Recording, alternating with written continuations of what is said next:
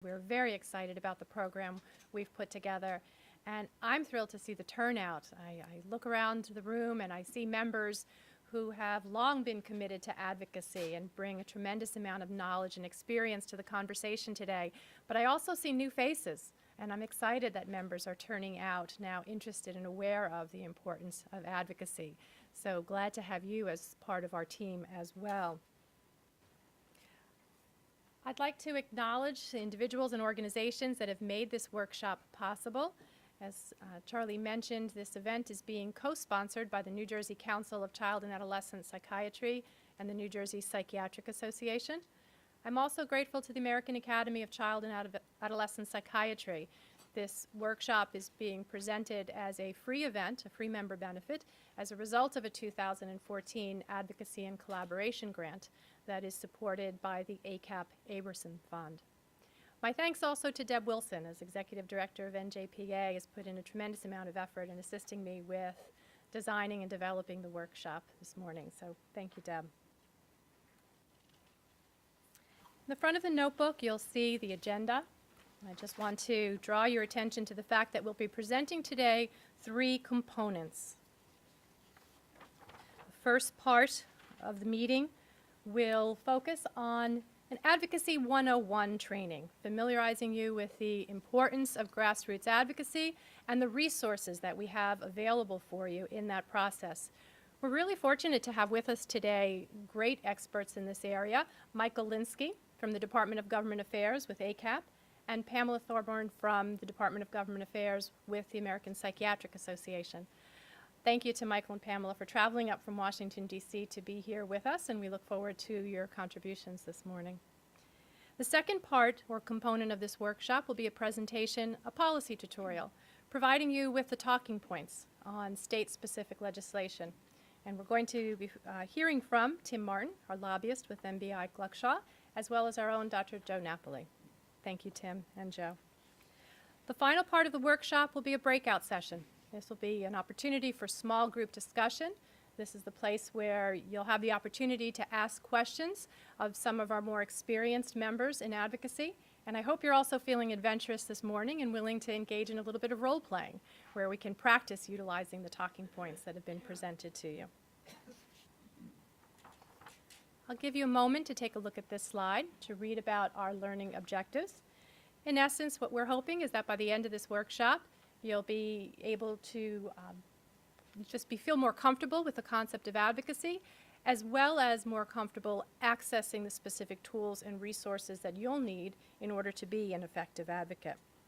We're also going to be excited to present to you a brand new advocacy tool that we have for scope of practice that Dr. Napoli has designed, and I think you'll find it a very important part of our toolkit.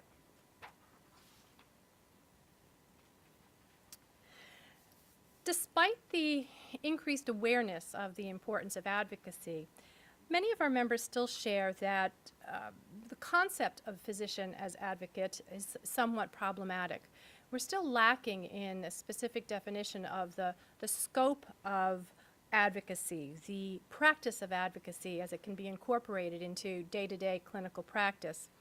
I share with you this quote from a team of physicians at the University of Colorado Denver School of Medicine.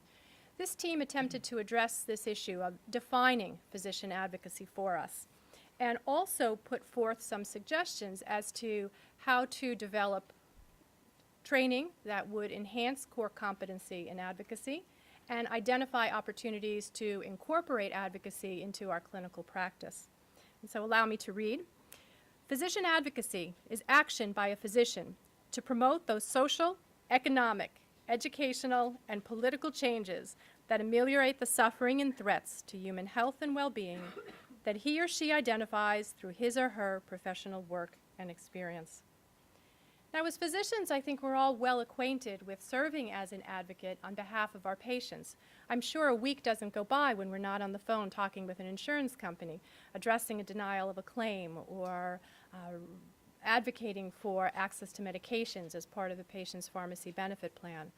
But for our discussion today, the definition of advocacy is going to be expanded to include public health issues, to address the root of the problem, and to work towards finding solutions. Now, at first glance, we may see a number of barriers to incorporating advocacy into all of our other clinical and professional responsibilities. But I really invite everyone today to engage in a shift in perspective and to focus instead on advocacy as an opportunity.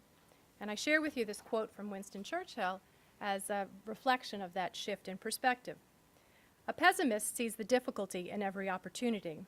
An optimist sees the opportunity in every difficulty. I don't want to spend too much time talking about the barriers. Right? Today is solution focused. We could very easily get derailed if we talked about that. The lack of training in advocacy during our medical school education, the culture in which the shift is taken away from our objective scientific thinking to personal opinion, and of course, the most difficult challenge that we face is the precious commodity of time. How do we identify time in our work schedules to commit to advocacy? But I do think that we can instead focus on opportunity and think about ways in which we can share our expertise with even just 1 hour a month, making a difference in the conversation about mental health services, promoting mental health for our most vulnerable patients.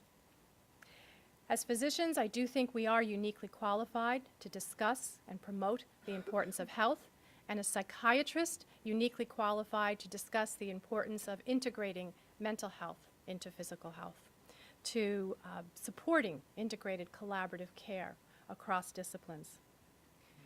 The scope of the challenges that we face are profound, but we have an opportunity to create tremendous change. In setting out to accomplish the goals, I do also believe that we have an opportunity to increase our visibility, to increase our accessibility as psychiatrists. And this is vitally important. We are aware of the stigma of mental illness as well as some of the pejorative views of our profession. I do think we have some work to do in order to present ourselves as credible experts, present ourselves as team players looking to join with other stakeholders in improving access to care. This morning, I'd also like to challenge everyone to think of advocacy as a responsibility. And I recognize some of you may be ready to challenge me about taking on another responsibility, but I hope I convince you by the end of this morning that, in fact, we do have a professional responsibility to commit to advocacy. We've got an opportunity to be the force of change, to create change in the delivery of mental health services. And I'm concerned that if we're not the force of change, then we will become the victims of change. And this is why I think it's so important to consider this concept that advocacy is a responsibility. And George Bernard Shaw's quote reflects, "We are made wise not by the recollection of our past, but by the responsibility for our future." It'd be very easy to spend time thinking about how good things used to be, but change is occurring, and we need to instead look forward, project to the future, and be the voice of change. From the perspective of the threats to scope of practice that we're facing at this particular time, I do think we've got a responsibility to reaffirm our professional identity, to really work to protect the depth and breadth of our scope of practice, to protect the diversity that we have in terms of clinical experience and expertise. In terms of the challenges that our patients face with access to care, I also believe we have a responsibility to commit to improving access to care, to focusing on a patient-centered model that incorporates integrated care with other specialties, and that focuses on the importance of early intervention and prevention strategies. There's a lot of work to be done. Too much for any one of us as individuals to take on. But as a group, collectively, as a group as part of larger coalitions, we're able to accomplish much. And every voice really does matter. For the sports enthusiasts among us, a quote by Vince Lombardi, "Individual commitment to a group effort, that's what makes a team work. a company work, a society work, and a civilization work. I extend an invitation to each and every one of our members to join in advocacy, because every voice does matter. And I'm excited to say that we're developing an infrastructure within NJCAP and NJPA that will allow us to accomplish the goals that we've set out. I know that by your presence here this morning, you're sharing with us your interest and your commitment to advocacy. I ask each of you to help me in recruiting other members, to help to spread the message that you're hearing here today, to help engage our members to join with us. We've got to be able to expand the scope of our advocacy efforts. We've got to galvanize each of our members to find a way to incorporate advocacy into their professional development. We've got to work to identify opportunities to incorporate advocacy into the state and local level, a real grassroots approach, and to coordinate with what's happening at the national level so that we can become effective and efficient in our efforts. So how do we move forward and establish ourselves as the force of change? We've got to think of advocacy as an active process, a marathon, not a sprint. We're in this for the long run. As a child and adolescent psychiatrist, I often turn to children's literature as a way to educate and motivate the children and the families that I work with. So I'm going to share with you a quote from one of my favorite childhood characters. "You can't stay in your corner of the forest waiting for others to come to you," Winnie the Pooh says. "You've got to go to them sometimes." And so we go to our members. We provide opportunities for advocacy training and mentorship. We go to other stakeholders and we build coalitions with other provider groups and consumer groups.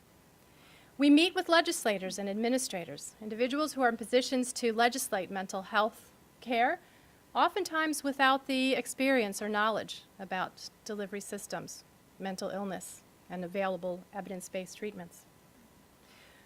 We go out to our patients and we provide them with education. We empower them to become better self-advocates.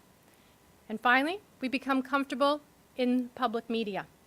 We work to correct the stigma, the myths that are often presented in media, and we look to improve public image of psychiatry. Before I introduce our next speaker, I want to share with you details about two immediate opportunities that exist for you to join with us in our advocacy efforts. Charlie mentioned our conference calls that occur twice a month. These calls are part of the Council on Advocacy. We've got a long-standing history of advocacy in NJCAP and NJPA. So many members have committed countless hours to the cause. In the spring of 2013, as part of strategic planning and reorganization, we created the Council of Advocacy, and I'm serving in capacity as chair of that council right now. We've had an opportunity to reorganize a bit, to build on the success that we've had, and to be more responsive to some of the active issues at this particular time. We're looking for new members, and there are a variety of ways to get involved. The council meets twice a month via teleconference on the first and third Tuesdays of every month. It's a 1-hour call. At that time, we review legislation. We develop position statements on behalf of our organizations. We've written position papers that have been utilized in our advocacy efforts across the state with legislators and with our coalition members. We've had members who've written fantastic papers on topics such as telepsychiatry and involuntary outpatient commitment. We have an opportunity to provide testimony and to also meet individually with legislators who are sponsoring mental health legislation. And we're working to develop and expand our current coalitions. Some of our members participate in the calls. Some of our members have a conflict at that noontime call, and so they participate instead via member clicks. So I'd like you to consider this as an option, because we're using that online tool in order to share documents and to join in conversations with one another. If you're interested in this, please see me sometime this morning. I'd be thrilled to talk with you more about it. And of course, I know many of you who signed up for the workshop this morning have also signed up for our Advocacy Day. This is something that we've been doing for a number of years right now. This year, Advocacy Day will take place on Thursday, March 20th. We'll meet at 8:30 a.m. at the MBI office in Trenton, and we'll have an opportunity to do a brief overview of what we've done here today, and then walk over to our Capitol building. We'll be represented and joined by members of the MBI staff and have an opportunity to meet with individual legislators probably between the time of 9:30 and 2:30 on that particular day. More details will follow as we get closer to the actual event. And so at this point, I'd like to invite Michael Linsky and Pamela Thorburn to speak with you more about the importance of grassroots advocacy. Great. Well, thank you so much, Deb. Thank you all for coming today and for joining us this morning. I'm Michael Linsky. I'm the Assistant Director of Federal Government Affairs at the American Academy of Child and Adolescent Psychiatry. And I'll allow my colleague Pamela here to introduce herself briefly. Hi, I'm Pamela Thorburn. I am with the American Psychiatric Association, and I am the state advocacy representative. So I do all the tracking of all the state legislation in the 50 states. So if y'all have any questions about what's going on in other states or how other states are dealing with psychologist prescribing issues, please feel free to contact me, and I'm willing to help you out. Great. Thank you so much, Pamela. Well, why don't we get started with our presentation here today. Today we're going to be talking about the basics of grassroots advocacy. The first thing that we'll do is define what is advocacy and why you all should be an advocate.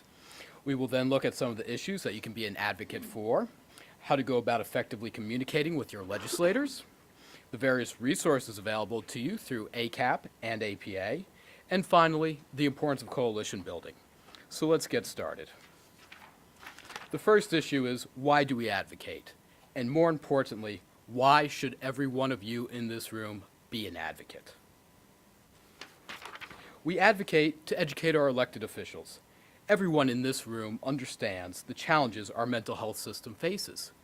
But we must remember, our elected officials may not be all that familiar with the challenges that you face as providers and the challenges that your patients face as consumers. Our elected officials deal with dozens of issues each day, and they cannot be an expert in every one of them. That is why it is so important that the experts in this room be engaged. If we want to effectively get our message out, we have to educate our elected officials on the daily challenges that you face and the daily challenges that all of your patients face. Why should you be an advocate? Every day, politicians are making decisions that will affect your profession and your patients. The only question is, do you want to be involved in the process and educate your elected officials, many of them who do not understand the challenges that you face, or do you want to leave it up to chance and hope that they make the right decisions? I think everybody in this room would agree that we must be involved. But the most important reason to be an advocate is one that's very simple. Advocacy works. We never would have had victories such as mental health parity and healthcare reform without the work of dedicated advocates who insisted on being involved in the legislative process. If you're still not convinced of the importance of being an advocate, keep this in mind. Those who disagree with you are talking to your representatives, and they are convincing your representatives why they are right and you are wrong. In short, you have an option. You can either be at the table when these discussions are being had, or you can be on the table. And I think we all know where we want to be. So what is advocacy? Well, we know that why we should be an advocate, so let's go a little deeper into what is advocacy. Advocacy, politics is the study of who gets what, when, how, and why. And advocacy is the act of influencing a cause, an idea, a decision, or an individual. It's essentially the art of influencing politics. I have a secret to share with everyone in this room. As physicians, all of you are already advocates. You advocate for your patients every day. Every time you contact insurance companies on behalf of your patients, you are an advocate. Every time you work with a pharmacy management company or other social service agencies on behalf of your patients, you are an advocate. Everyone in this room already has the skills to be an expert advocate.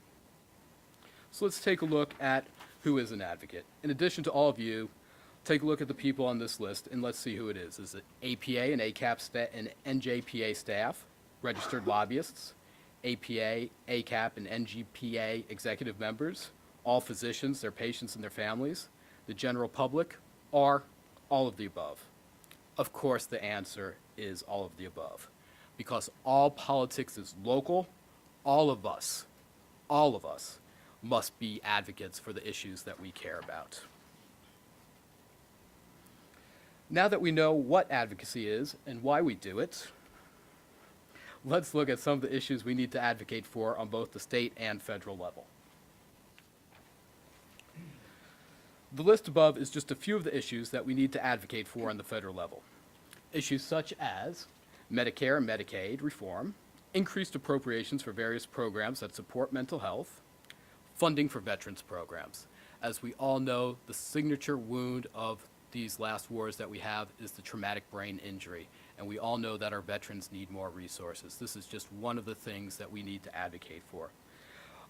Funding for veterans programs. We need to advocate for efforts to repeal the SGR, efforts to increase the mental health workforce, which I know I don't have to tell anyone in this room about, efforts for increased telehealth programs, and efforts to continue the mental health reforms.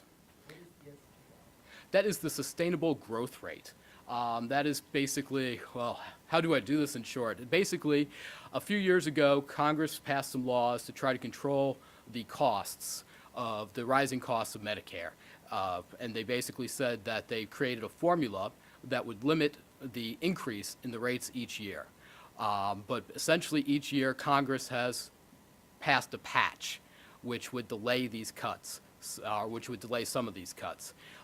So basically what the SGR reform is sort of a way to, it's a complex issue, so trying to describe it simply is a little bit hard, but basically is a way to sort of fix some of these problems that we made to ensure that all of you as providers are able to get paid an appropriate amount through Medicare and Medicaid. So that, and I'm happy to talk to you about that more in detail, if you'd like. As I said, these are just a few of the issues that we need to advocate for on the federal level. I'm now going to hand the presentation over to Pamela to talk about some state-specific issues. Okay, I'm going to talk about some of the state issues that we are seeing. These are some of the issues that we're seeing in New Jersey and also across the country. One of the big ones, the main reason we're here, is to fight scope of practice, psychologist prescribing. I'm going to go into more detail later on, but there's a few states that are seeing this right now. Another big one that we are seeing right now is advanced practice registered nurses are wanting to have independent practice, basically practice without a collaborative work agreement with a physician. And so APA, the AMA, and a bunch of other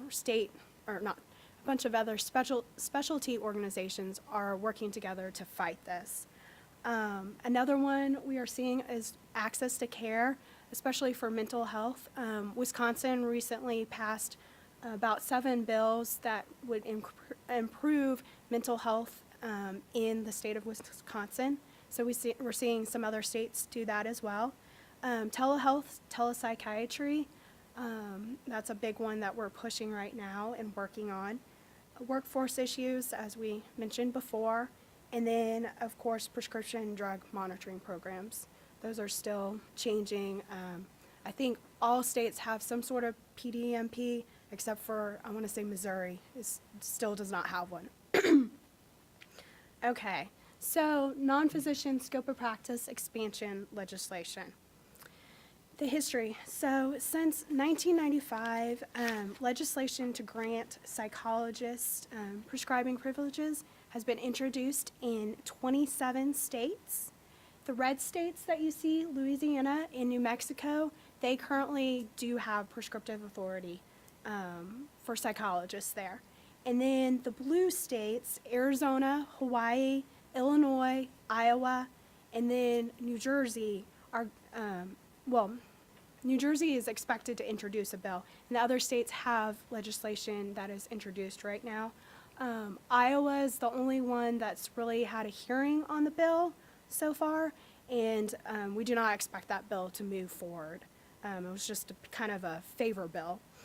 And then Illinois, we do expect that to be another big fight. So Illinois and New Jersey are the two states that we anticipate really having to fight for and fight against. So what are some resources that are available to y'all to go out and fight prescriptive authority for psychologists? APA has a great resource on our state relations website, which you can reach there. And then ACAP also has the same resources, very similar resources. We do have a scope of practice resource guide that's on there. And then we're also currently working on our website to update it for current information. So what are other states doing? Right now we have a letter from Illinois that they sent out last year opposing their prescriptive bill. So if you want to see how other states are going about it, this is a great resource for y'all. So what is your legislative strategy? How do you go about doing this? First, you want to organize. You want to make sure that your district branch and your state association are together. And y'all are already doing that just by being here. So you're getting organized, figuring out your plan, and fighting it. Also, another key is you want to educate your legislators. So before the bill is introduced or reintroduced, you want to go and educate them and tell them why this is a problem. I always recommend going in and telling a story, what you're seeing in your practice and how granting a psychologist prescriptive authority is not going to help the problems that you're facing already and what your patients are going through. And then you also want to make sure that you're working closely with your government affairs staff. We're always here, always available resource. And then also Deb's always there as a resource for what's going on in New Jersey. And also the New Jersey's lobbyist. Yes, he's here and great wealth of what's going on and has the inside of what's going on in New Jersey, of course. Well, hopefully.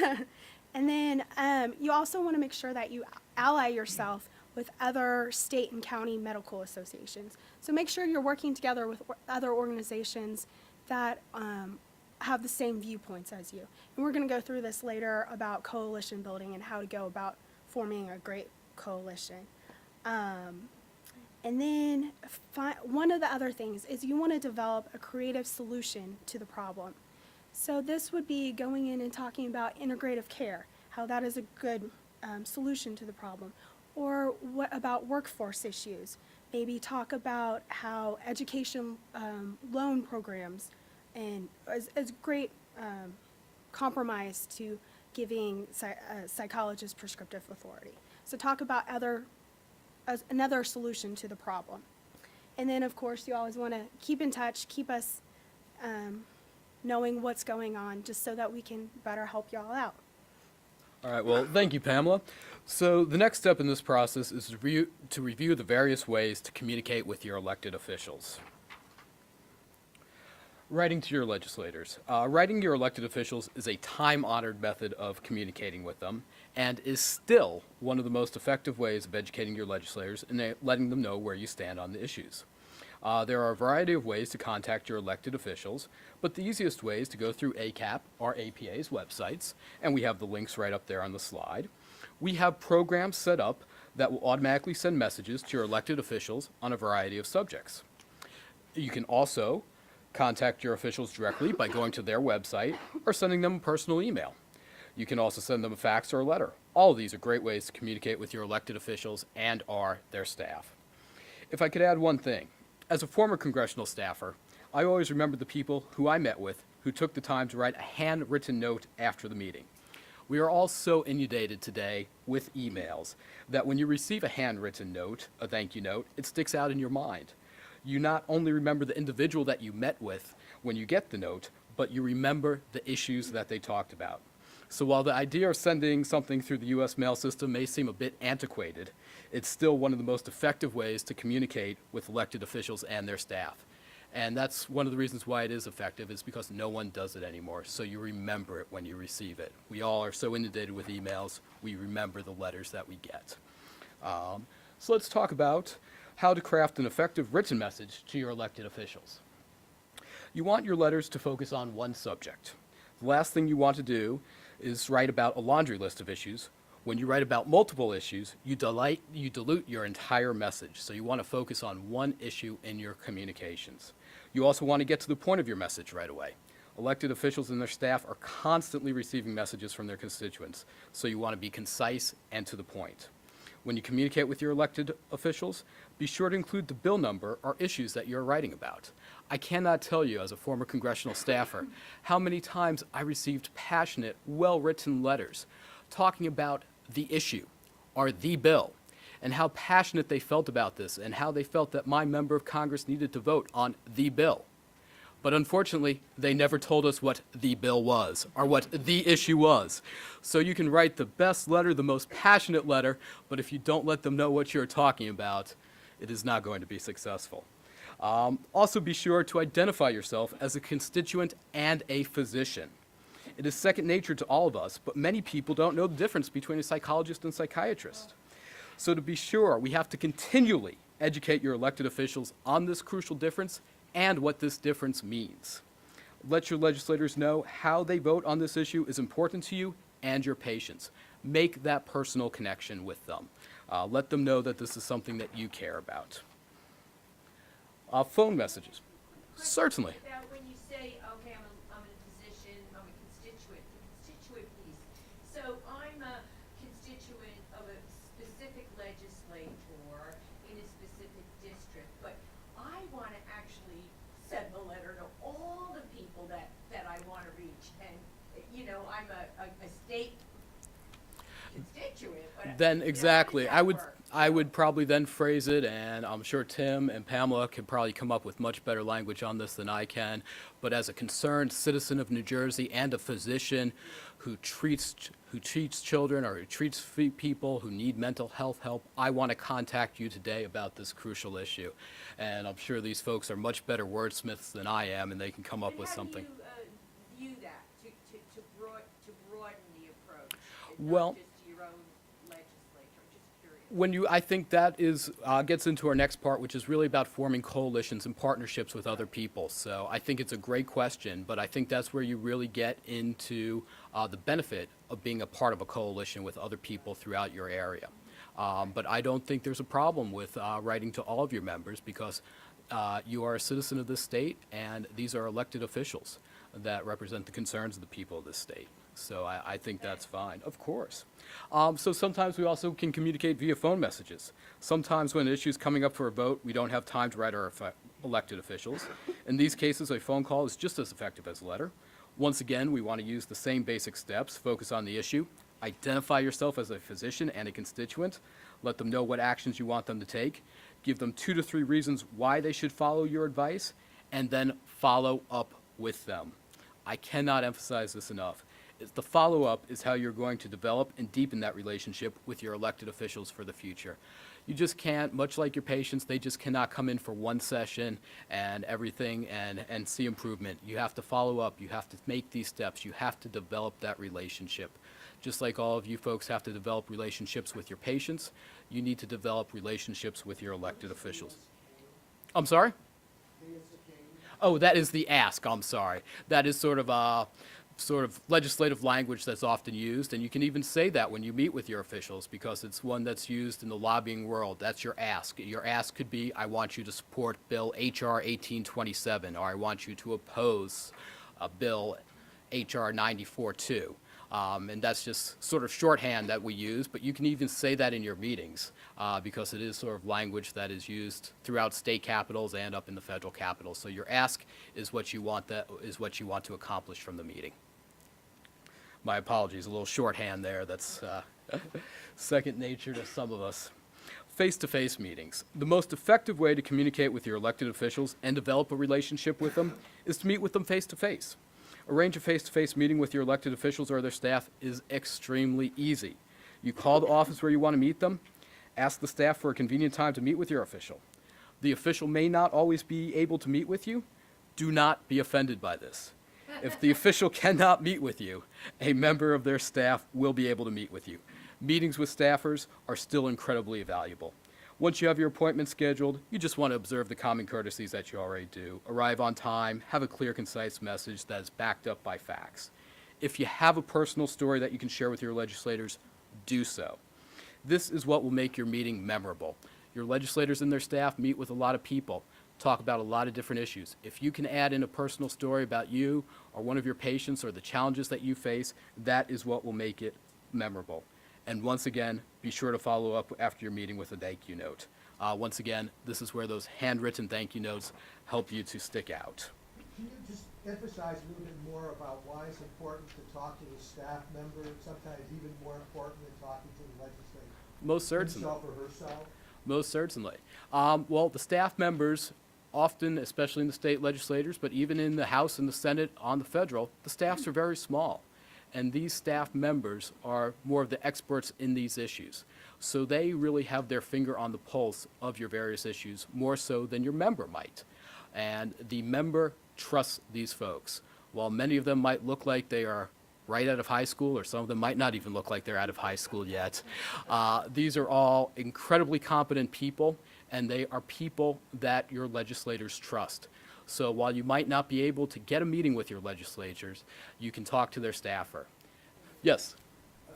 Occasionally, there's a bill that's introduced even on the state level in the legislature, but it's being introduced by a representative or a legislator that is not in my district. How do you look at something like that when someone would come regarding an issue cross-district, doesn't have any vote for that legislator? Is it worth doing something like that, or should you find somebody in that district to do the edits? I think so, but I am going to, Yeah, it's always worth going and sending a letter to your personal, sorry. It's always worth going and sending a letter to your personal representative or senator, but also maybe send a letter to the committee that the bill is going to go to. If it has a hearing, say, I'm a constituent of your state and this bill I oppose because X, Y, Z. The committees always want to hear your opinion, because that's where the bill's going to be decided whether it moves forward or not. And also, if the bill does get to either the Assembly floor or the Senate floor, that's a perfect time to send a letter to your state assemblyman or state senator and say, please oppose this bill or please support this bill, because that's when your rep is going to be voting on the bill. And by educating your state legislator, you're also keeping them perhaps from signing on as a co-sponsor of a particular bill. Exactly. So it's not wasted time. Right, exactly. Very important. Yep.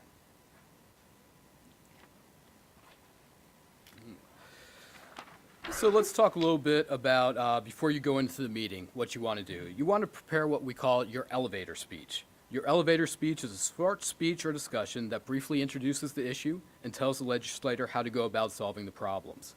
Remember, sometimes your legislator schedules can be very busy. You might only have 5 or 10 minutes with them, so you have to have a concise speech ready. The basic structure of your speech should be an introduction to the issue, the solution to the problem, the reasons why this problem is urgent, and your ask. Once again, that is what the action that you want the official to take to fix or address the problem for you. I'm now going to actually hand it back to Pamela to talk to you about some of the resources that are available through ACAP and APA. For APA, we have what is called our grassroots center, or our Congressional Action Network, which is called short for APA CAN. And this is a way that you can be a direct advocate. This is the way that you can go in and directly communicate with your legislator through email. And the way we do that is set up to a system called CapWiz. And you can log in and fill out the information that you want on the bill, and it will be directly emailed to your representative. So you can do that. You can also do that through looking at your representative's website. Usually that will have their email address and their phone number on there. So I very recommend doing that. And we also have, APA has a weekly advocacy update that you can sign up for on our website. Highly recommend doing that. It's going to give you an update of what's going on federally, what's going on regulatory issues, and also in the states and other states, and just see what's going on. And the same is available through ACAP. They have a legislative action center where you can get the latest information on what is happening at the federal level and then also in your state. And they, similar to APA, they have a monthly email newsletter of what's going on legislatively, regulatory issues, and I assume also at the state level. And all bills affecting children's mental health issues. So this is an example of what the Legislative Action Center looks like on the APA website. And so as you can see, this is going to have, you log into the system and you put in your zip code, and it's going to bring up all your information for who your state rep is or state assemblyman, who your state senator is, who your federal congressman is, and then who your senators are. And you can go through that. And then if there's a bill that we'll work with New Jersey, and if they say, hey, can you please put out an action center alert for the prescribing bill that's come up, we'll actually go in there and we'll fill out the form for y'all and kind of write a letter. If you don't feel comfortable writing the letter, we'll have a some ideas of what you can put in the letter available. And you can go in and just click the take action, and it will bring you to another form where you can go and fill out all that information to be sent to your state reps and also on the federal level. So here's the legislative tools that we have available for y'all. As I've stated before, you can have it through the website. We also have on our website the APA Non-Physician Scope of Practice Information Center. So this is directly within the state relations website of APA, and we have a bunch of information on psychologist prescribing issues, and also what other states are doing. And so we're still working on it, but there's some information out there that is very valuable that you can use. Also, one of the new things that APA has started doing for our state relations is we're sending out bi-monthly state legislative reports to all of our district branches. And that's just going to be highlighting the bills that we are tracking in all the states and what we see going on. So if, like I said before, if y'all have a question about are other states facing this similar issue, feel free to email me, contact me, and I can tell you, yes, 10 other states are seeing nurse practitioner bills right now. And that can better prepare you for your meeting with your state rep. And Michael is going to now talk about the importance of coalition building. Great. Thank you, Pamela. So let's take a look at coalitions. As we talked about before, coalitions can be one of the most effective ways to convince your legislator to take action on an issue. I'm sure everyone's heard the saying that there's strength in numbers. This is especially true when it comes to advocacy efforts. Politicians like consensus. When multiple groups can come together and agree on a path forward, it's much easier for a legislator to agree to go down that path with them. So let's take a look at coalitions. A coalition is a temporary alliance with other groups on a specific issue. You do not have to agree with a group on every issue that they stand for when you go into a coalition with them. But if there's a particular issue that you agree upon, you should consider forming a coalition. The benefits of this are many. And like I said, these coalitions are temporary, so you don't have to agree on every issue with this group if you're going to join a coalition with them. When you form a coalition with another group, you can share the work amongst a greater number of individuals, as well as the cost. The coalition will give you increased clout, as you are now representing a larger group of individuals. This will give you increased power with your elected officials, as you are now representing more people. Now that we know why we want to join a coalition, let's explore how to go about it. Invitations to potential coalition partners are more appealing when they come from someone that you already have a relationship with or someone that you've worked with in the past. This is why it is crucial to be active in your community and engage with other groups who have similar goals as yours. If there are groups that you think may be future coalition partners, start to engage with them now. Invite them to one of your meetings. Ask to attend one of their meetings. Share any resources that you have that may be helpful to them. If you've already established a relationship with a group, it will be much easier for you to form a coalition with that group when the time is necessary. Let's take a look at the basic operating principles of a coalition. What you want to do is have a clear but simple structure that everyone in the coalition can agree upon. If you agree to make an endorsement or send a letter, support it. Back it up with actions. Otherwise, your letters or endorsements are rather meaningless if you do not back them up with action. I cannot emphasize that enough. Everyone sometimes thinks, oh, we sent a letter, that's enough, our job is done. I'm here to tell you, unfortunately, it is not. You need to back that up with meetings, with telephone calls. You need to back up all the actions that you take.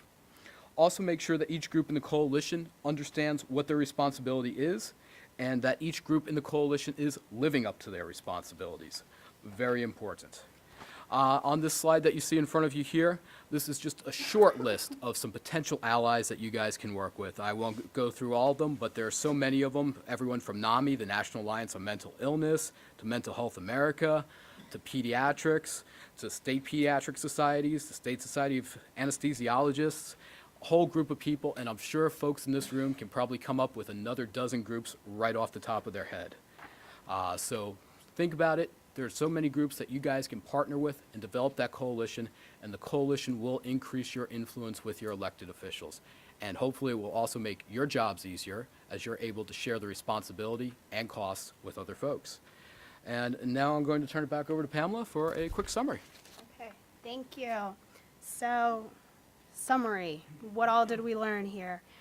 So the bottom line, Advocacy 101, bottom line is APA and ACAP, we're here to help y'all. So if you need help, need assistance, if you have a meeting coming up with a legislator or you've been asked to testify on an issue, please come and ask us. We're more than willing to help you all out with that. And also remember that you are the strength. Your representatives work for you. So you are the ones that they want to hear from you. So remember that.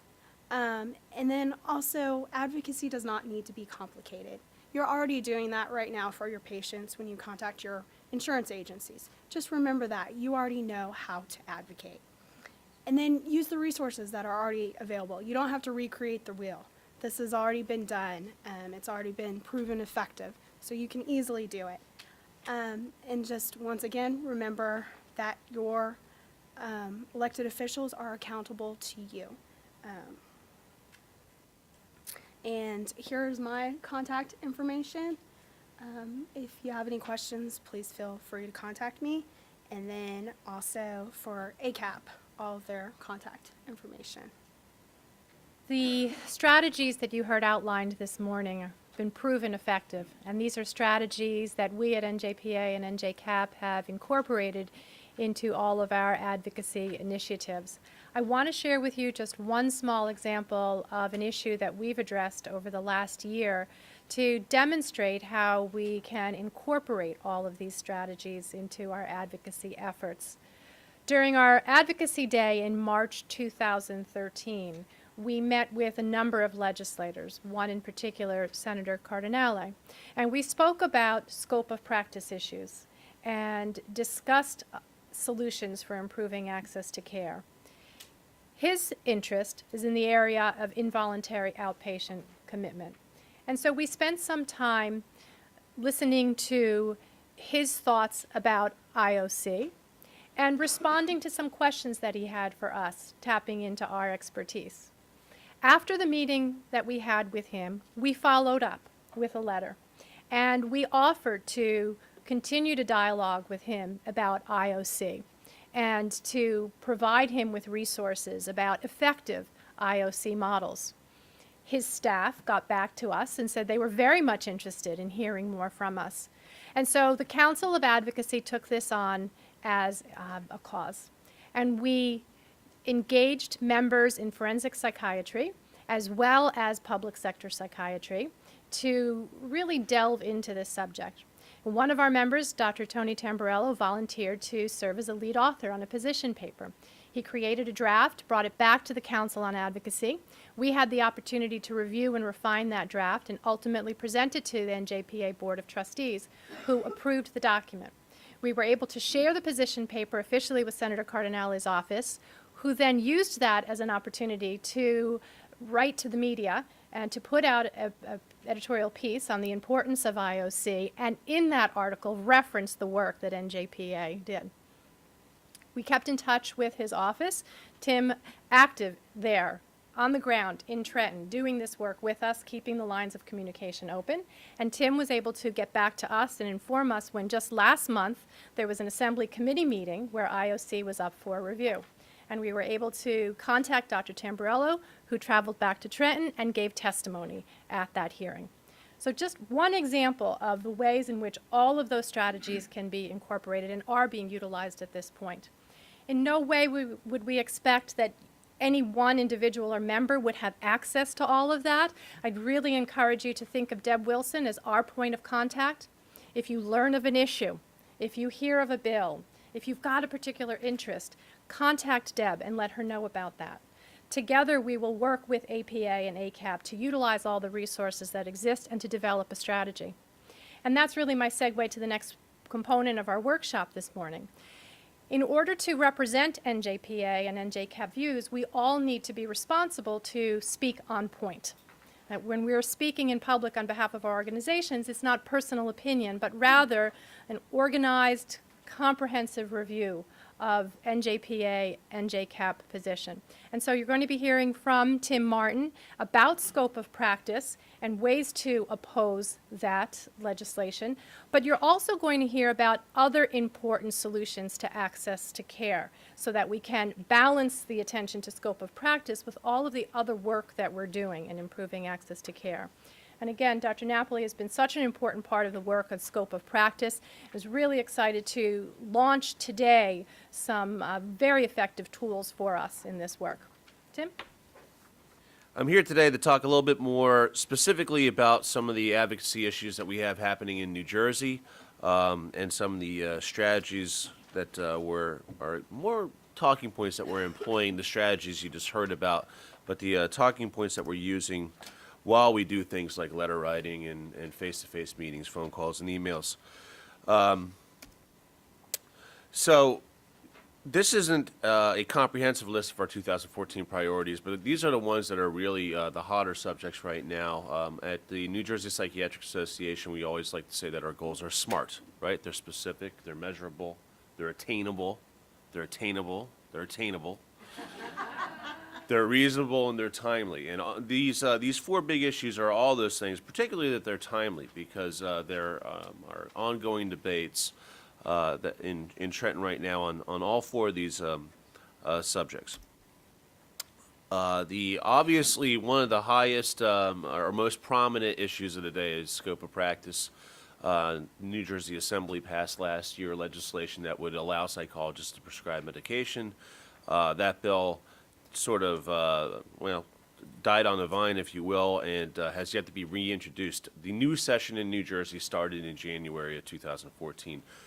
We are one of, I think, is it 3 states or 2? I know it's New Jersey and Virginia, right? So one of just 2 states that have off-year elections, which means we get to vote every year. But it also means that our new sessions start on even-numbered years. So while psychologists prescribing advanced in the Assembly last year, the process has to start all over again. It hasn't quite, but we yet in this session, but we certainly expect the proponents of that legislation to take another run at it. So we're using old numbers here again because we don't have new ones, but essentially what did A2419 and S137 do? Well, it would allow a psychologist to prescribe controlled dangerous substances, in fact, all medications, if they obtained a postdoctoral master's degree in clinical psychopharmacology. What is that? That's 400 hours of didactic training, or whatever their board of examiners decided was properly equivalent.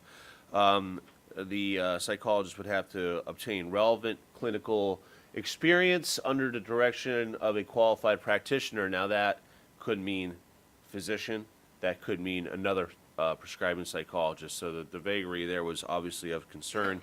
And they'd have to pass an examination approved by the Board of Psychology, typically our licensure boards in New Jersey and everywhere, frankly, borrow examinations from the private sector. So we're probably talking in that context about something put out there by the Psychological Association or the Association of, I think they're calling themselves medical psychologists these days. We're not alone. So we are involved in a coalition pursuant to some of the strategies that we talked about earlier this morning. Obviously, we have a friend in the Medical Society of New Jersey. We all saw them testify with us and engage in meetings with us, put out action alerts to their own members, and engage in political activity to help us oppose that legislation. The Academy of Family Physicians is also somebody that we've been networking with a lot. You might recall the supporting talking point from psychologists that, well, these family doctors, they don't know anything about psychology, and they're prescribing all these psychotropic medications. So it was important and remains important to us to stay in league with the Academy of Family Physicians to help dispel that talking point. And obviously the Academy of Pediatrics was front and center with us as well. And gave us a little gravitas, not that we needed it, but to help us talk very specifically about psychotropic medications and their impact, specifically the children. I have 3 question marks on our list of over 20 provider and consumer groups, because I can't go through all 20 provider and consumer groups. The bill has its supporters, chief amongst them the New Jersey Psychological Association. We don't need to really delve too deeply into why they might be for that. And then there is the New Jersey Academy of Medical Psychologists. That is a group that broke originally from the Psychological Association and formed specifically on this one issue. The supporters list also has a couple of question marks, and that is, we know that there is a university in New Jersey that is very politically active and very well funded that teaches psychological pharmacology to psychologists. We know that their lobbyist has been seen in proximity of those supporting this legislation. While they haven't gone on the record in any formal stance, sometimes those of you who know me long enough to see my Advocacy 101, one of the questions that we ask ourselves is, who would make money if this bill were to become law? And so certainly that is something that we have taken into consideration in our analysis of psychologists' scope of practice. So we're not in a vacuum here in New Jersey. There is some context. This debate has been around a long time, and you guys know that as well as anybody else. And it's been around in other states. So far, only 2 states in the union have allowed for psychologist prescribing. That is famously New Mexico and Louisiana. 47 states and District of Columbia continue to prohibit it. My math isn't right there. We're missing a state. Somebody's out there in the universe, but we do know that there are only 2 states in the union that currently allow this. But we also know there's been no formal impact of or formal study of the impact of that expansion in New Mexico and Louisiana. We also know that few psychologists in both of those states have taken advantage of that law. Proponents of this legislation will hang their hat on the fact that, there has been no example or no study of detriment to patients in New Mexico and Louisiana. Nobody's died because of this legislation. I think they've told us in the past with a smile on their face. Well, there's conversely been no formal documentation of benefit to patients by this expansion. And so if a legislator is going to go out there and weigh cost benefits, the absence of memorialized data about dangers to patients doesn't translate very cleanly into memorialized data suggesting a benefit to patients. The fact is that nobody studied either way whether or not this was a good or bad idea in those 2 states. But here in New Jersey, and I don't mean to sound like a northeastern snob, typically we don't expand policy throughout the United States. The path to policy innovation in the United States isn't usually New Mexico, Louisiana, New Jersey. It typically creeps across the country in a different plot. Proponents often point to a study that happened in the Department of Defense as to why all psychologists should be able to treat all patients with all medications, but there's some problems with that example. Yes, it's true. In 1992, the Department of Defense implemented a program to train psychologists to prescribe medications. It was very costly. Those psychologists were working under direct supervision of physicians, and they were only treating 18 to 65-year-olds with no other medical conditions. You might note that the legislation in New Jersey does not say we're going to spend $600,000 per psychologist working under a psychiatrist to train them how to treat people with no other medical conditions who are between the ages of 18 and 65. So it's really not an applicable model, if you ask me. They certainly weren't authorized to treat children or the elderly, and that's something that we brought up time and time again. The program was terminated in 1996 when the GIO decided it was too expensive and it was unneeded, and frankly, it didn't produce any benefits to the Department of Defense, and therefore the recommendation was the program be discontinued unless psychologists were to continue to work directly under psychiatric supervision. I don't need to tell you that when we start asking people who didn't go to medical school to prescribe medications, there is a risk to patient safety. Psychotropic drugs, we all know, are some of the most dangerous drugs out there in the PDR. And if they're improperly prescribed, there's any number of side effects that your patients could suffer. Anything from convulsions to arrhythmia to stroke and to death. My brother is a fan of this horrible spoof movie from the 80s. I can't even remember what it was, but it had something to do with the CIA, and there was famously a scene in it where there had been an accident, and the next scene, the doctor's on the phone and says, yes, okay, well, call me if his condition changes. And he hangs up the phone and goes, he's dead. That condition ain't going to change, folks, and so it's very important that the people that are prescribing drugs that can cause death have a little bit of medical training to them. Psychologists will tell you that this is all about access to care. There are parts of the state, underserved urban areas and underserved rural areas that are just teeming with psychologists ready to go out there and treat the most complicated psychiatric patients. But we know that's not the case. We've seen the maps. I don't have it in my slides. You've all seen the maps, and everywhere. And not just in New Jersey, but across the country, humans are humans. Psychiatrists and psychologists tend to be where other humans are. So to suggest that expanding scope expands access has some fallacy to it. And again, in states where we have made this expansion, few psychologists have taken the opportunity to complete the training and become prescribing psychologists. And there's a reason. There's philosophical reasons for that. There are financial reasons for that. You'll find, I believe, for every psychologist that wants to prescribe medication, at least two that don't. So the access issue has some, or access argument has some holes in it, and this is very, very important, and it's something that I think we need to work a little bit harder on in training our legislators. This isn't my slide. This is from the APA, and it sums up what we've been saying for the last 4 years very well, I think, and that is there's a difference between medical training and medication training.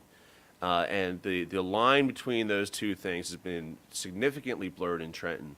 And it's something that I think our legislators could really benefit from having a clearer understanding on. Of course, medical training is about the entire body. That's why you guys have rotation, right? That's why you didn't become a psychiatrist, the day you left medical school. You did rounds in oncology and pediatrics and internal medicine and emergency medicine because you were exposed to everything the human patient can go through.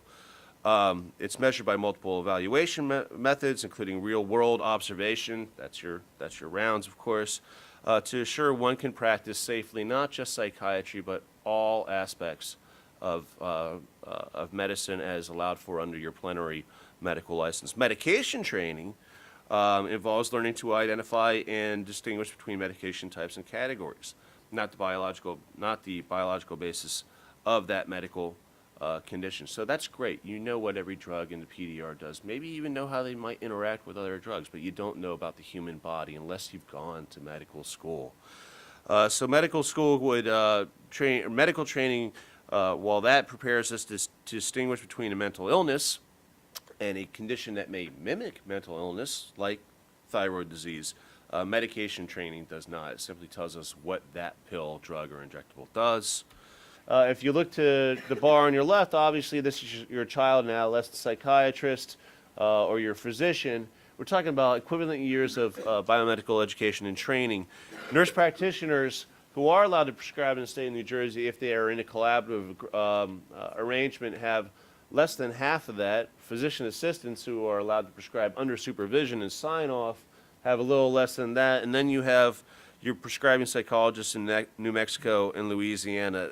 What this graph basically tells you is that 400 hours of didactic training doesn't stack up very well against years of hands-on biomedical education dealing with, again, the plenary systems of the body. So our talking points are, of course, that you want to protect patient safety by putting that training, making that paramount. Your paramount variable that you consider when you think about what all a licensure act should allow a certain provider to do. Again, psychotropic medications affect many parts of the body. You don't take a pill and it goes straight to your brain. It goes throughout the bloodstream and it can impact any system. And again, the quality of your medical training is an important point to make. 12 years of education and training before practicing medicine. 12 years of education before practicing medicine. That's getting out of the classroom.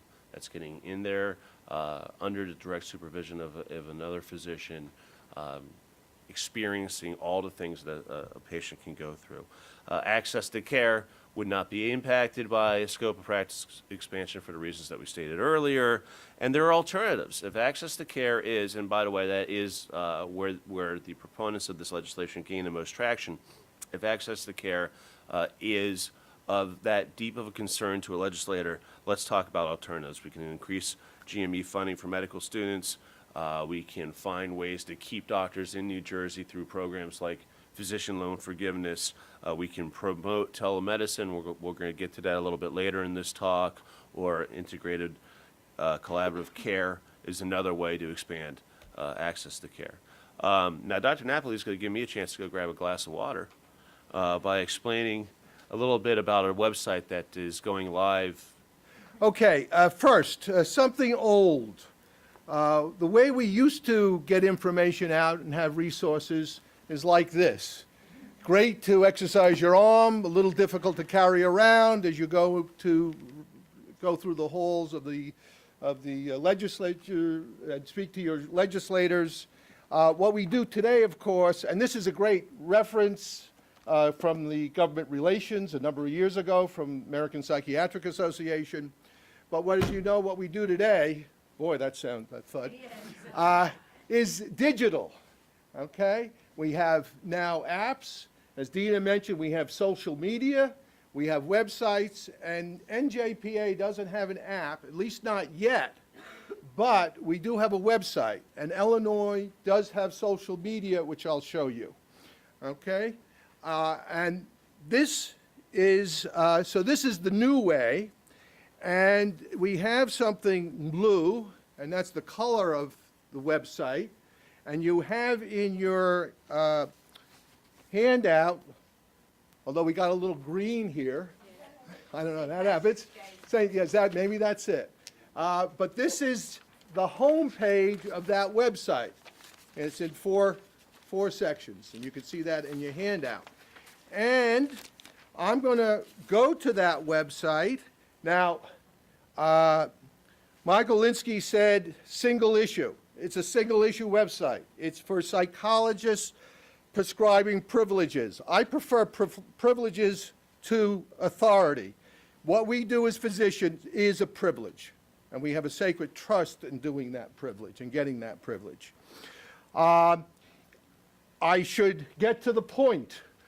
The point of this website is that it's a tool. It's a valuable tool. It's a resource tool for all of you to use to have all the information you need and the background you need in order to do your talking points, with Tim, I think, so well pointed out and did the highlights of. I'm also supposed to identify myself, and in this case for the website, the identification for this website is, it is for us, it is for physicians, But eventually what we like to see is that to be rolled out to the public and you use it actually as a tool as you're talking to legislators. Because if you bring your iPad, you could then show the graphs that are on this website to your legislators. And boy, do they love pictures, right, Tim? In terms of giving you the bill numbers, now this is the numbers for the last session, but it'll be updated in terms of the new session once those bills are introduced. And it has a bill status alert that takes you, you push that button, it takes you to that page, and it gives you the latest status on where the bills are at in the process. And that's Congressman Patrick Kennedy, who opposes psychology prescribing privileges. I know now that we're in the Wild West in terms of what the post-parity rule environment's going to look like and whose job will be what in providing this awesome new responsibility to take up the mental health of Americans. I'm telling you that you're living in a propitious time in the field of mental health, because you occupy the point in all of this where we need the greatest leverage, because you understand how the brain connects to the rest of the body and how the rest of the body connects to the brain. Such that if someone is diagnosing me, I can be sure that they understand that because of my chronic asthma and the fact that I grew up on absurdly high doses of steroids and prednisone in order to keep me out of the ER, that may have been a contributing factor to some of my mood swings. What do you think? Now, if I had just shown up at one of your affiliate organizations who's proud to wear the banner of treating people with mental illness, how many of them would have picked up on the fact that I may also have an addiction problem? Because guess what? It runs in my family. But what I'm suffering from may be compounded by these other situations that I am in the midst of in another part of my health care. Now, only someone with a medical degree and training like all of you can make those diagnoses and prescribe the necessary medications for people with a brain-related illness.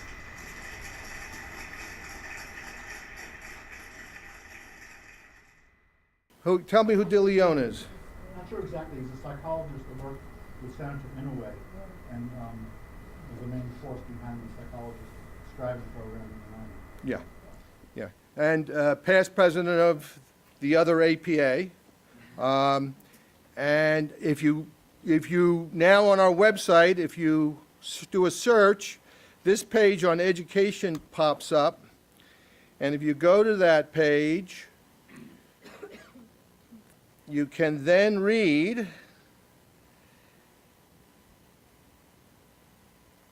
it's always going to be a public health argument that we should not have prescription privileges because we did not go to medical school. And here's the worst part. But prescription privileges is no big deal. It's like learning how to use a desktop computer. And look how much a harder time I had learning how to use a desktop computer. Now, one other point, and that is this whole idea of case, because that gives a very precise message with an acronym that covers all the grounds. Culture, access, standards, and safety in education. It's very succinct. If you want to use it, you use it in 5 minutes. And I'm a great person of focusing on culture because what you've gone through is not a matter of training. It's a matter of a acculturation process. As Tim mentioned, you don't learn about the human body without going to medical school, but I would want to go beyond that. I don't think you experience life, death, and suffering with other human beings and going through that experience with other human beings unless you go through medical school. And that is the sacred trust and the privilege that we have in terms of prescribing medication. Right? Two is access. As Tim pointed out, the big argument is this will improve access.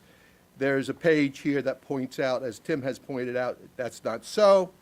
It's a matter of standards and safety, and then education, which is even more than training, and it points out the education of not only for psychiatrists, but our colleagues in family medicine and other areas of medicine. In case you were concerned that we're focused wholly on psychologists prescribing, I've thrown a couple slides on other issues that we're working on.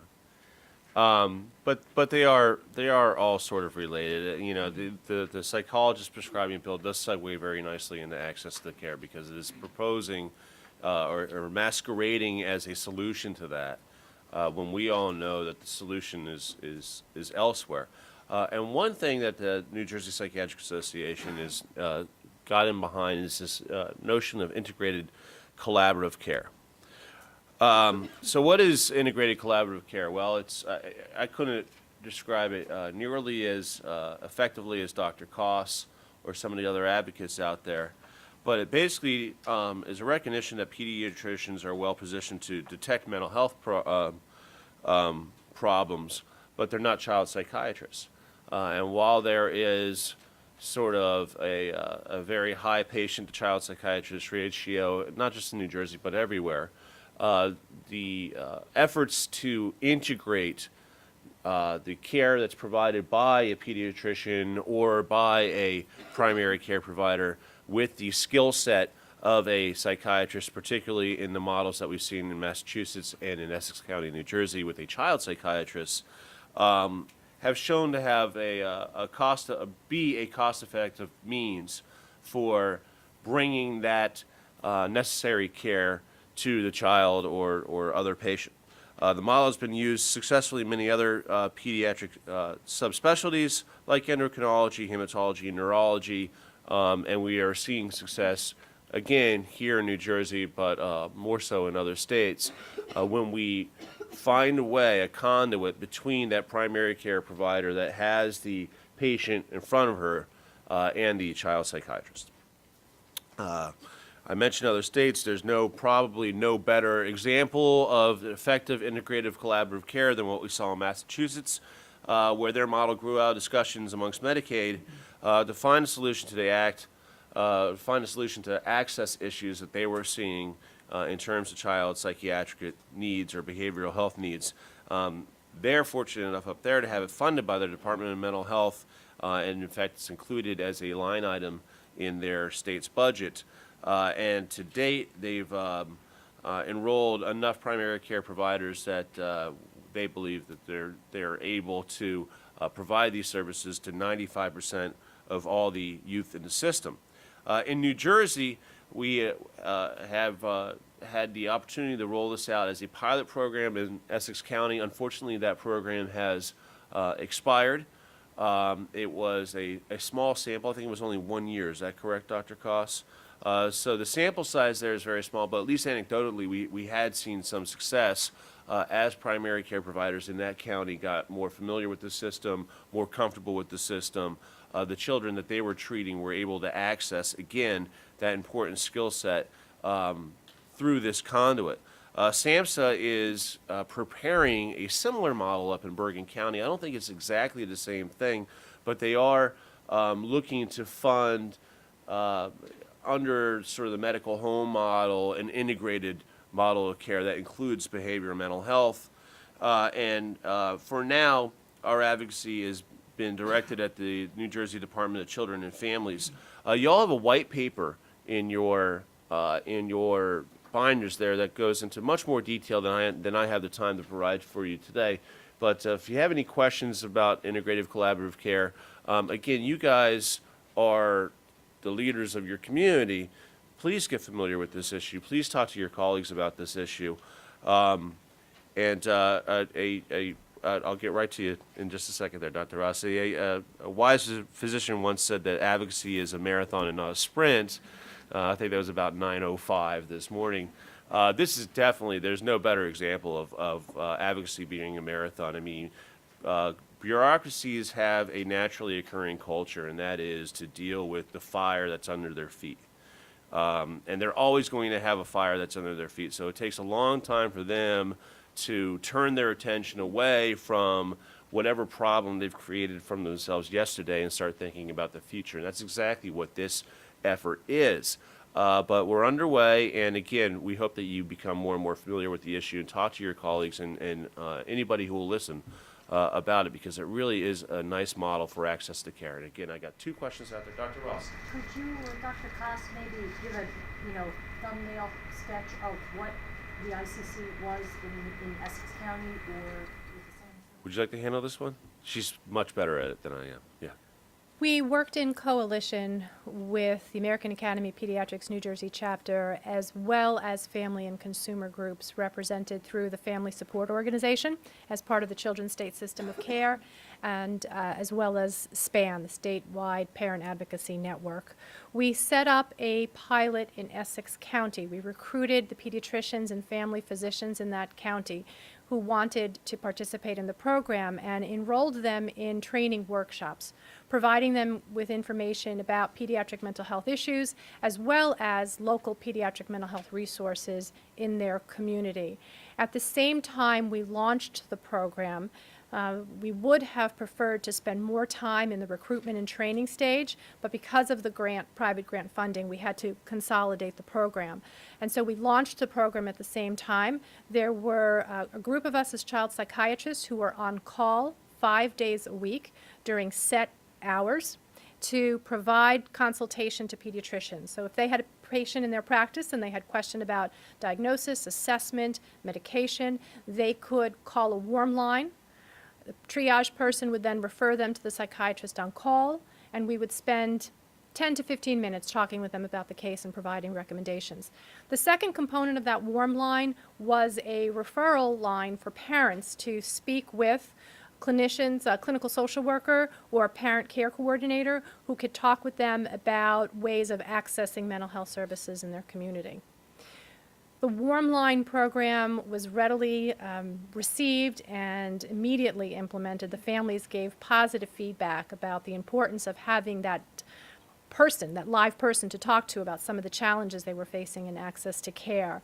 The discussion between pediatricians and psychiatrists was also well received, but what we knew going in is that we needed more time to really talk with pediatricians about how they could adapt their practice style, their office schedule, to do more screening, to allow time for that time of consultation. And we learned that from our colleagues in Massachusetts, for instance, Minnesota, who talked about 2 to 3 years of training and recruitment was really necessary before pediatricians were fully able to incorporate that warm line into their practice.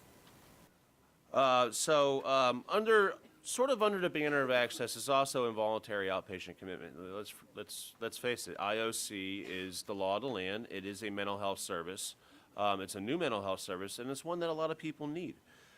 So what's the history of IOC in New Jersey? Well, in 2009, we became, I believe, the 44th state to enact an involuntary outpatient commitment program. The theory at the time was that the Department of Human Services, over a 3-year period, would implement the program 7 counties at a time for a total of 21. They're well behind schedule on that. We were proponents of the delayed rollout, thinking, IOC is new in New Jersey, and so if we can do it 7 counties at a time, we can learn the lessons from year 1 and apply them in year 2, and again, subsequently in year 3. Unfortunately, we're now in year 5, and we only have IOC in 6 counties. But we do know that where it has worked, we've seen anecdotal suggestions of fewer hospitalizations and better outcome, and that comes from NJAMA. They've got some data out there that we've been able to at least point to for anecdotal evidence. We want better. Again, with IOC only being implemented in 6 counties so far, much like innovative collaborative care, integrated collaborative care. Well, it's innovative too. we're going to need to see a little bit longer of an experience to really be able to prove the point. But what we have seen is that patients who have been enrolled in involuntary outpatient commitment have benefited. We all know that the mentally ill are more likely to become the victims of crime. They're more likely to have co-occurring disorders. They're more likely to be homeless. They're more likely to be hospitalized. They have shorter lifespans. All of those warning signs have been mitigated in these anecdotes. Following the tragedies in Newtown, Connecticut, the governor put together what's called the SAFE Task Force, and that was to look at, okay, what causes this type of gun violence in states, and they came out with a number of recommendations, but one of which was to better fund and better implement IOC in the state of New Jersey. And to that end, Assemblyman Reed Gusciora, who is, I mean, he's one of my closest friends. He is like one of the biggest liberal you'll ever meet in your life. Introduced A2685. He's a Democrat out of Mercer County, and the sponsor on the Senate side is one of the most conservative people you will ever meet, and that would be Dr. Jerry Cardinale up from Bergen County. And so when you see a bill introduced by people who are such polar opposites to the spectrum, you got to think there might be something behind that legislation. So that bill, by the way, is the one to which Dr. Koss referred earlier in her comments. Dr. Tony Tamburello was kind enough to draft the white paper that's in your packet today and present the findings of that white paper and our recommendations to the Assembly Human Services Committee a couple weeks ago, which then advanced A2685. What does 2685 do? It basically says in counties where IOC is not yet been implemented by the Department of Human Services, a court can commit somebody to a community provider in an involuntary outpatient setting. The bill has some flaws. It's hard to do without money. It's hard to do without the DHS providing those services. But it's a step. It's, if nothing more, it's a shot across the bow of this administration that says we are way behind the schedule that we let out in 2009 as far as implementing involuntary outpatient commitment, and the time has come to live up to the promises we made. In our testimony, I basically said a family in Short Hills is reasonable in their expectation that they have the same framework of mental health services available to them if they picked up and moved to Spring Lake tomorrow. And that's really not the case in New Jersey. So as a matter of fairness, it's time to live up to the promises that we made to our mentally ill back in 2009. Yes, Dr. Rossi? I'm not 100% sure, but I believe it's been really inadequately implemented in the counties that it, quote unquote, has been implemented in. I think the numbers are terrible in terms of patients that are actually enrolled in this. Yes, well, the 2009 statute is flawed. One of the biggest flaws is what we call the single standard. And that was a political solution to a real-world problem, and whenever that happens, it's not a solution at all. And that basically is the standard for involuntary outpatient commitment in New Jersey is the same for the standard for inpatient commitment. And so what you're asking a court to do is say somebody who's dangerous enough to be committed to inpatient treatment can also be in outpatient treatment. And there's a lot of obvious discomfort with that. Again, it was a political solution. In all this IOC talk is a constant concern about civil liberties, and so those groups that were deeply concerned about the civil liberties of the mentally ill did not want to see a law passed that made it easier to commit them, even though we were talking about a lesser restrictive setting. So, you know, I don't want to get into too much detail, but that's probably behind that. Why would, and we heard this from the courts before the Assembly Human Services Committee, why would a judge who finds somebody to be dangerous enough to be involuntarily committed to a facility allow that person into outpatient treatment? And so sort of what has happened over the last few years is that it's become a different version of conditional release, right, Dr. Goshville? Yeah, right. What I wanted to say was the answer to this and many other things is funding. That in order to treat these people, it takes a lot more money, including the time to go to court with them, repeatedly. And they haven't allowed any extra funding for this additional group of people. But you're right. Not enough people are accessing this, and that's why our evidence is anecdotal right now. Whenever you see me stand in front of the word anecdote, it means I don't have enough statistical data, New Jersey specific at least, to present to you so far. We've seen it work well in other states. We remain confident that it can work well in New Jersey if only somebody were to make some recommendation. Oh, here we go. So the New Jersey Psychiatric Association, in our white paper that's in your packets, has come up with a number of recommendations. This is a short version of that, so I would ask that you take a look at it. But of course, first and foremost, for any program to work, it needs to be fully funded. And for it to be fair, it needs to be statewide.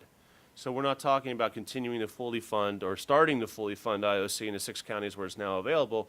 Our recommendation is that we fully fund it statewide in New Jersey. We think the cost for that is going to be somewhere in between $10 and $11 million. That sounds like a lot, but when you think about the savings on the hospitalization that was realized, if New York is a good enough example, the cost savings realized in New York should be enough to warrant a fully funded IOC program here in New Jersey. I spoke a minute ago about the separate standard. Again, we're not going to see a good data set, not that people should be guinea pigs, if you'll excuse the expression. We're not going to see a lot of examples of involuntary outpatient commitment working under the single standard regime. So we understand in New Jersey, if we're going to have a spectrum of restrictive setting, then there ought to be a spectrum of commitment criteria corresponding neatly with that. Inpatient and outpatient treatment should not be mutually exclusive. And by that, that sort of speaks to the conditional release model that IOC has become out of necessity, not out of legislative intent, but out of necessity for things like funding and single standard driven issues. There ought to be provider driven IOC treatment orders. Every patient is different. Every course of care ought to be different, and every course of care ought to be determined by the provider, not the courts. And there's a lot of agreement about that.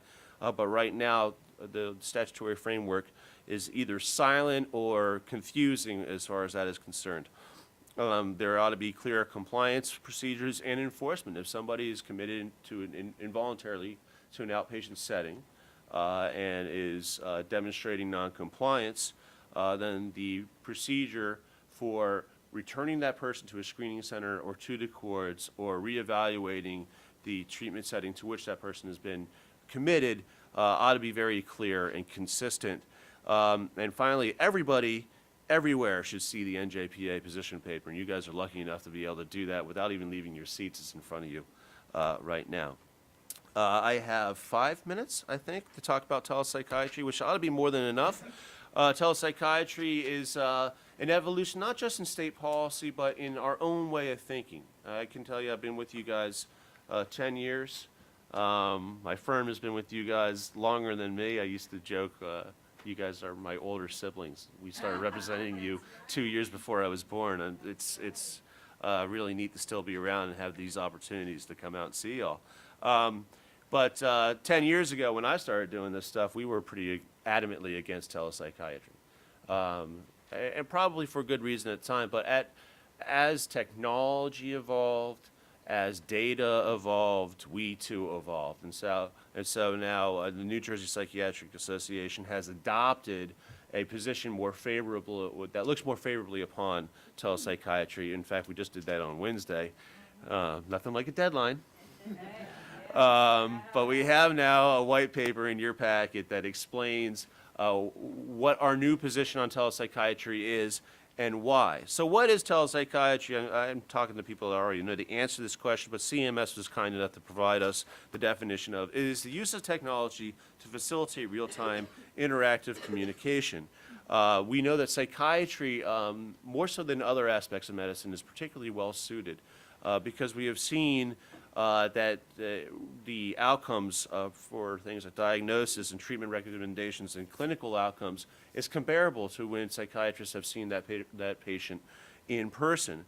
And for these reasons, now our own Department of Human Services has begun reimbursing telepsychiatric services. I think that's new to either late last year or this year, but basically there's now a code in Medicaid where physicians, psychiatrists, can be reimbursed for providing telepsychiatric services. So in light of this evolution, both in, again, health policy and our own way of looking at telepsychiatry, the New Jersey Psychiatric Association is making some recommendations to make sure that as this becomes more prevalent in the continuum of care, the patient is put first. And so those recommendations, again, in your binder include things like ensuring adherence to APA. I wrote here et al. There are a number of standards that we indicated, APA, ACAP, and the Department of Human Services own standards.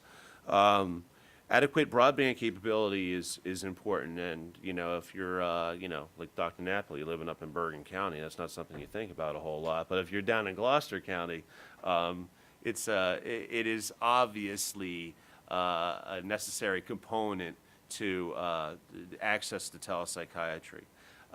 Improved reimbursement, it goes without saying, your network adequacy, your access to services, your ability to practice is all dependent on somebody reimbursing you from time to time for the care that you deliver. And so things like the Medicaid's change of heart on telepsychiatric services is important, but hopefully we can work to have that translate to the private sector at parity with other reimbursements. The regulations need to be updated to, again, ensure adherence to our standards. Telepsychiatric services should be encouraged in care centers where the people are going to physically be, where our neighbors with psychiatric, mental health, and behavioral health needs are going to show up, like a community health center. Hopefully, we can get all these providers more comfortable and more used to accessing telepsychiatric services. And again, as always, and I can't stress this enough, you should see the NJPA position paper on this, because it's much more eloquent than I am. That's my information. I actually remembered to bring a couple cards with me today, if you like it, but if not, it's up there, and I'm sure it's in your binders as well.